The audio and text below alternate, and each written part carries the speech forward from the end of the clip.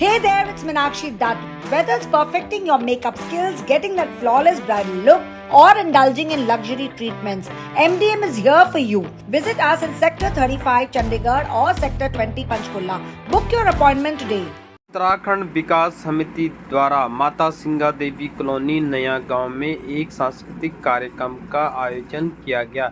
इस सांस्कृतिक कार्यक्रम के मुख्य अतिथि अनंतपुर साहिब लोकसभा क्षेत्र के बीजेपी के उम्मीदवार डॉक्टर सुभाष शर्मा मुख्य अतिथि के रूप में पहुंचे। इस कार्यक्रम में डॉक्टर सुभाष शर्मा ने क्या कहा, आइए देखते हैं। मीडिया जंक्शन 21 में सुरेंद्र नेगी के साथ नया गांव पंजाब से।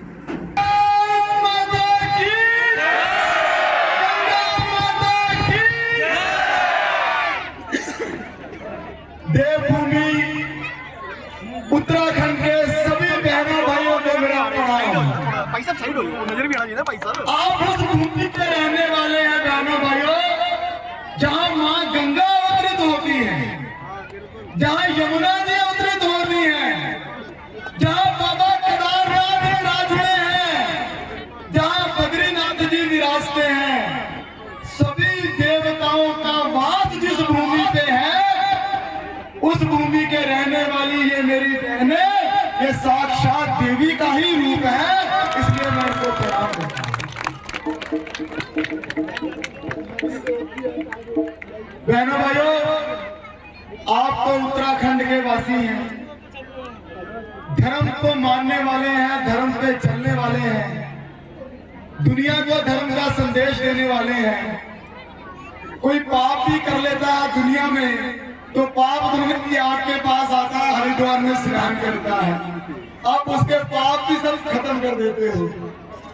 मैं आपको सिर्फ इतना ही निवेदन करने आया हूं कि पिछले 10 सालों में देश के प्रधानमंत्री नरेंद्र मोदी जी ने अपनी इस भारत माता का मस्तक जिस प्रकार दुनिया में ऊंचा किया, जिस प्रकार हिंदुस्तान का रुतबा बढ़ाया, जिस प्रकार देश के गरीबों का, महिलाओं का, पिछड़ों का, दलितों का विकास किया, जिस प्रकार से देश की तस्वीर और तकदीर बदली है, आप जब तराजू पे तोलेंगे, जब आप धर्म का आसरा लेकर के न्याय करने जाएंगे, तो वोट डालने जाएंगे, तो आपके दिल से एक ही आवाज आएगी, आपकी वोट का हकदार सनातन धर्म का वो बेटा नरेंद्र मोदी ही।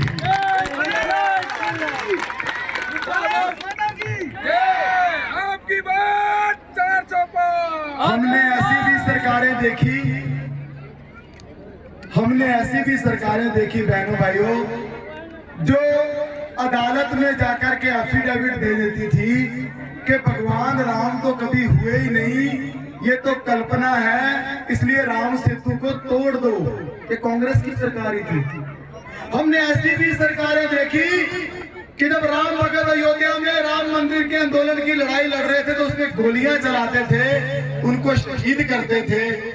हमने ऐसी भी सरकारें देखी जिनके मंत्री नित्य हिंदू धर्म का, सनातन धर्म का अपमान करते थे, और करते ही नहीं थे बहनों भाइयों, आज भी कर रहे हैं। कांग्रेस पार्टी के एक सहयोगी हैं, उन्होंने 4 महीने पहले बयान दिया। क्या बयान दिया? कि जो सनातन धर्म है ये डेंगू, मलेरिया, हैजा से भी ज्यादा खतरनाक है, इसको देश से समाप्त करना होगा। एक तरफ ये पार्टियां हैं जो आपके पास वोट मांगने आएंगी, और दूसरी तरफ आपकी वोट के आशीर्वाद से प्रधानमंत्री की गद्दी पे बैठा नरेंद्र मोदी है, जिसने 500 वर्षों के वनवास के बाद हमारे सभ्य राजा रामलला को टेंट से निकालकर भव्य मंदिर में प्रतिष्ठित कर दिया, जिसने काशी को सजाया, जिसने उज्जैन महाकाल को सजाया, जिसने पंजाब में करतारपुर कृष्ण को भी लाएंगे, क्योंकि कृष्ण की जन्मभूमि भी अभी मुक्त नहीं है, वहां भी मस्जिद बनी हुई है। तो अगर आपके मन में ये भावना है कि आपके बच्चे धर्म के रास्ते पे चले, अगर आपके मन में ये भावना है कि देश खुशहाल हो, रोजगार रोजगार हो, सुरक्षा हो, शांति हो, समृद्धि हो, तो मोदी जी को चुनिए।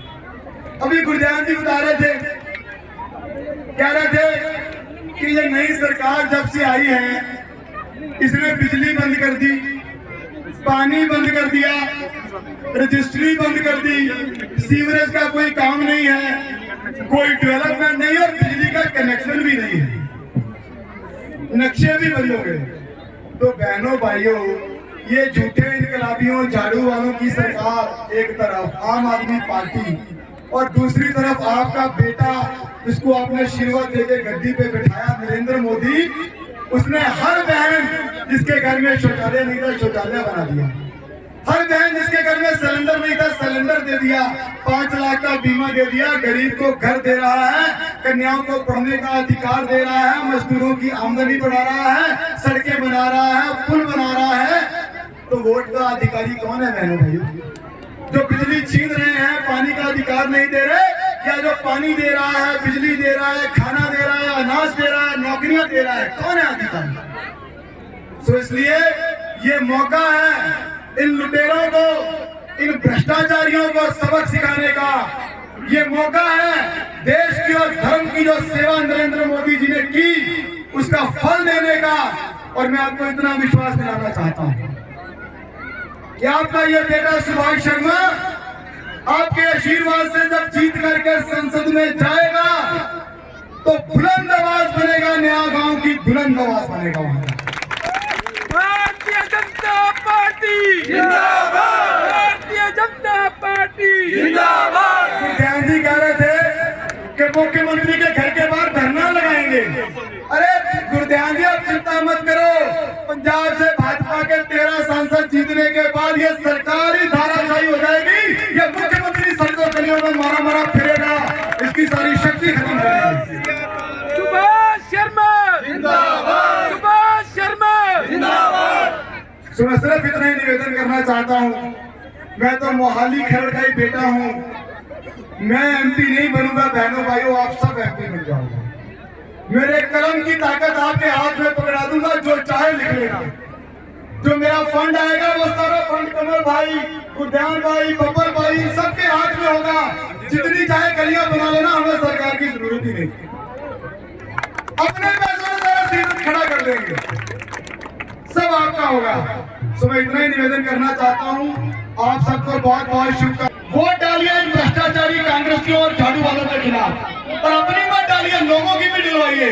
और आप लोगों के लिए एक और खुशखबरी है, आप देवभूमि के लोगों ने अपने जिस बेटे को वोट देके आशीर्वाद देके मुख्यमंत्री बनाया, वो पुष्कर धामी जी परसों मुझे समर्थन देने के लिए, मेरा नॉमिनेशन भरने के लिए स्वयं यहाँ पर आ रहे हैं। तो उत्तरा परसों नॉमिनेशन होगी, पुष्कर धामी जी आएंगे, और मैं उनको निवेदन करूंगा कि भाई साहब अभी तो भले ही आप व्यस्त हैं, लेकिन जिस दिन मैं जीत जाऊं और यहाँ नए गांव में मेरी जीत का जश्न हो, मुख्यमंत्री जब हेलीकॉप्टर लेके आना, यहाँ आपके हेलीकॉप्टर उतारेंगे, सबके साथ फोटो खींचेंगे। के बाद सबसे पहला काम यहाँ के जो बिजली का, पानी का, रजिस्ट्री का जो मसला है, उस मसले को पूरे जोर से पार्लियामेंट में भी उठाऊंगा, मुख्यमंत्री साहब के साथ भी उठाऊंगा और इसको हल करूंगा। और मुख्यमंत्री साहब को बताऊंगा कि भाई साहब आप इतना अन्याय मत करें जनता के साथ, इसको ठीक करा के देंगे। उत्तराखंड के लिए एक अच्छा भवन बनाएंगे और मैं अपने एमपी लैड फंड से उसके लिए पैसे दूंगा। विश्वस्तु जनता का इतना प्यार मिल रहा है, पूरा जनता नरेंद्र मोदी जी के साथ है, भव्य जीत की ओर बढ़ रहे हैं। बहुत बहुत धन्यवाद।